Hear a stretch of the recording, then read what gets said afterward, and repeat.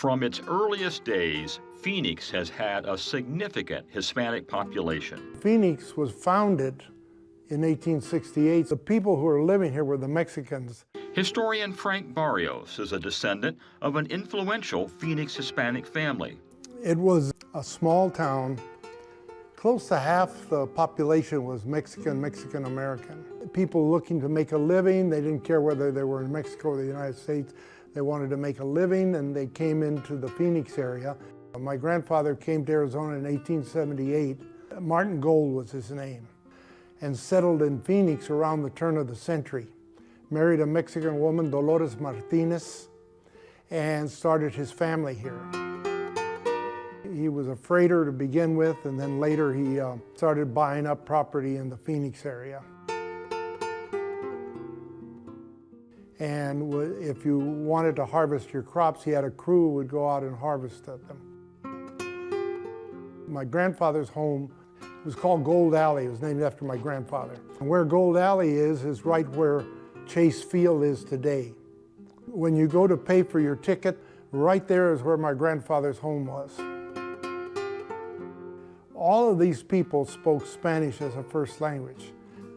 You lived in a Mexican community or a barrio area, it was exactly like living in Sonora.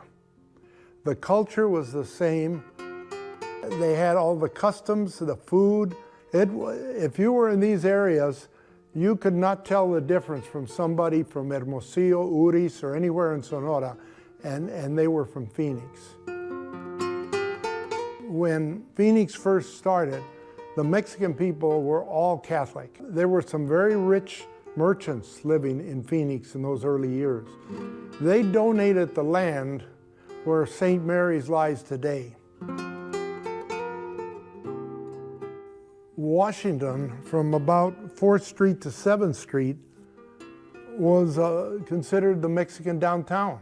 My grandfather started the Ramona Theater there. It served Mexican people, and they brought vaudeville acts from Mexico there. Now, when did things change? Well, there were two things that made the major difference. One was the flood of 1891. There was a lot of people living south of Phoenix. Some of them were very rich because nobody thought the Salt River was a problem. There's a picture of the Salt River at Jefferson and Central Avenue. And that's how far the Salt River came from the flood of 1891. But from that point on, people didn't want to live in a floodplain. So if you had money and you could build a nice home, you were going to build it north of Phoenix. But what that set up is cheaper land south of Phoenix. Minorities started coming in. They didn't have a lot of money. They could afford land south of Phoenix because it was cheaper. And that was maybe, you could say, the start of the barrio areas. And then probably the one thing that made the biggest difference of all was the coming of the railroad. But once the railroad came in, they could get on a train in Georgia, Maryland, and get off in Phoenix. All of a sudden, there was a wave of Anglos coming in. Phoenix grew in population and size from those early years to become the nation's 5th largest city. The contributions of the Hispanic pioneers who built our city can be felt in the rich cultural heritage we have in Phoenix today.